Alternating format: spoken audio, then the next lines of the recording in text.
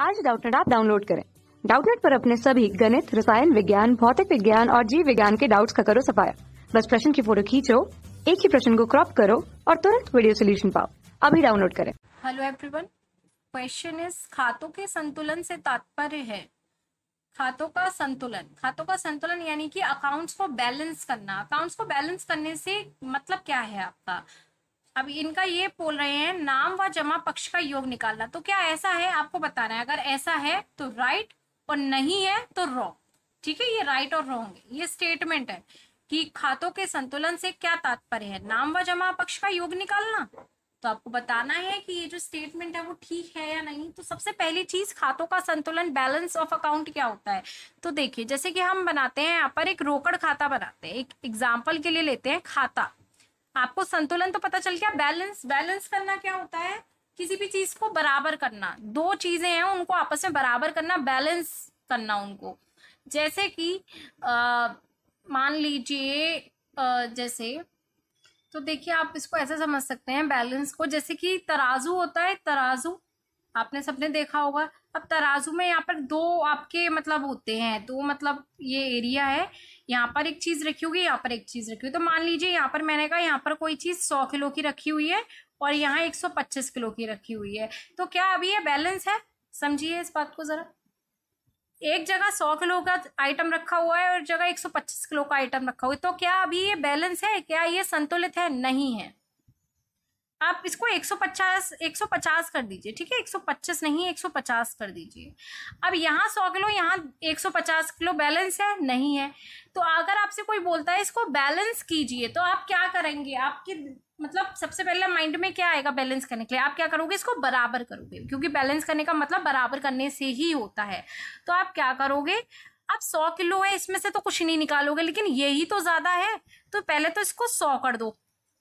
और यानी ये 50 ज्यादा है ना, इसमें ज्यादा कितना है? ये 100 है। अगर ये भी 100 होता तब ये बराबर हो जाता, लेकिन अभी ये 150 किलो है, यानी कि इसमें 50 किलो ज्यादा है। 50 किलो ज्यादा है तो केवल हम इसे ही क्यों दें?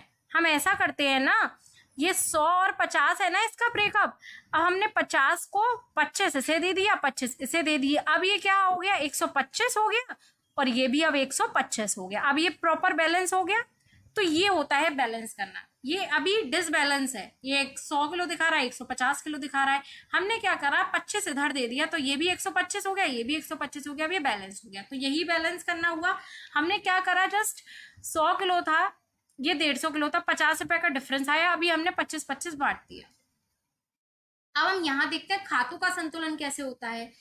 जैसे यहाँ आपको, तो देखिए हम एक, जैसे हमने एक फॉर्मेट बना लिया है। अब हम देखते हैं कि यहाँ पर बैलेंस था, मान लीजिए, क्योंकि कैश बुक का कोई बैलेंस भी हो सकता है 0 और हो सकता है बैलेंस हो। तो हम यह मानते हैं 50,000 रुपए का बैलेंस था आपके पास। अब इस साल आपको राम से कैश मिला है, राम ने आपको पैसा दिया है। कैश है तो डेबिट वाली साइड आने की है, जाने वाली क्रेडिट है। ठीक है, क्योंकि वास्तविक खाता, आया वो डेबिट, गया वो क्रेडिट। ठीक है, राम से आपको कैश मिला है 40,000 रुपए का। तो आपके पास अब टोटल कितना हो गया? 90,000 का बैलेंस हो गया। ठीक है, ये आपका कितना बैलेंस हो गया? 90,000। अब आपने क्या करा? ये टोटल 90,000 हो गए।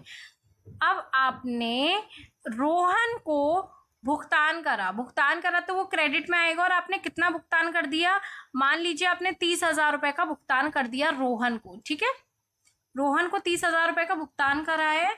इसका मतलब 90,000 में से 30,000 चले गए, तो अभी आपके पास 60,000 बचे हैं। लेकिन ये बात की बात है। अब आप ये देखिए, ये 90,000 टोटल है। अगर हम अभी इसका टोटल निकालें, क्योंकि ये जाने वाली साइड है, ठीक है, ये आने वाली थी 90,000, जाने वाले में तो केवल 30,000 का ही है।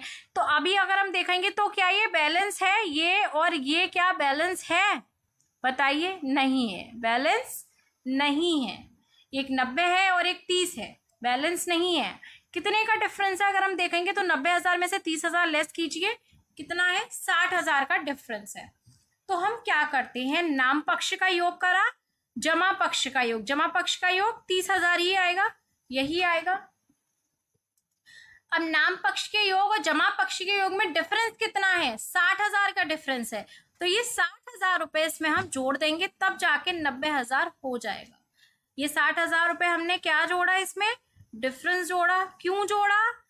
क्योंकि आपके जो नाम पक्ष का योग था और जो जमा पक्ष का योग था, ये और ये इक्वल नहीं था, संतुलित नहीं था, और इसको संतुलित करने के लिए हमने नाम पक्ष और जमा पक्ष के योग का डिफरेंस किया और इसे यहाँ पर हमने लिख दिया 60,000 रुपए। तो ये क्या बोल रहे हैं यहाँ पर, खातों के संतुलन से तात्पर्य है नाम व जमा पक्ष का योग निकालना। क्या केवल योग निकालना खातों का संतुलन है? नहीं, योग तो हम निकाल लेते, 90,000 ये आ गया, 30,000 ये आ गया, तो क्या संतुलित हो जाता? नहीं होता। संतुलित कब होगा? जब नाम व जमा पक्ष के योग का अंतर निकाला जाए।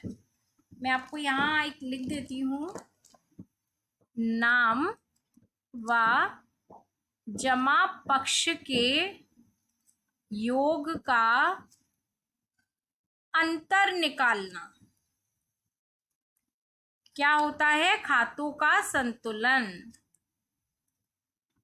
क्या होता है? खातों का संतुलन होता है। नाम व जमा पक्ष के योग का अंतर निकालना। और यहाँ आपके क्वेश्चन में क्या बोला गया है? नाम व जमा पक्ष का योग करना। तो ये आधी बात बोली गई है। योग करना आपका बैलेंस नहीं है। बैलेंस कब होगा? जब आप डिफरेंस निकालोगे, तभी तो आप किसी चीज को बैलेंस कर पाओगे। किसी चीज में कुछ अंतर होगा तभी तो बैलेंस कर पाओगे। तो यहाँ पर ये गलत दे रखा है। आई होप आप सबको क्लियर हुआ होगा गाइस। Thank you. कक्षा 6 से 12वीं से लेकर नीट, IIT, JEE वो एडवांस के लेवल तक 1 करोड़ से ज्यादा छात्रों का भरोसा। आज ही डाउनलोड करें डाउटनेट ऐप या व्हाट्सएप करें अपने सारे डाउट्स 8400 400 400 पर।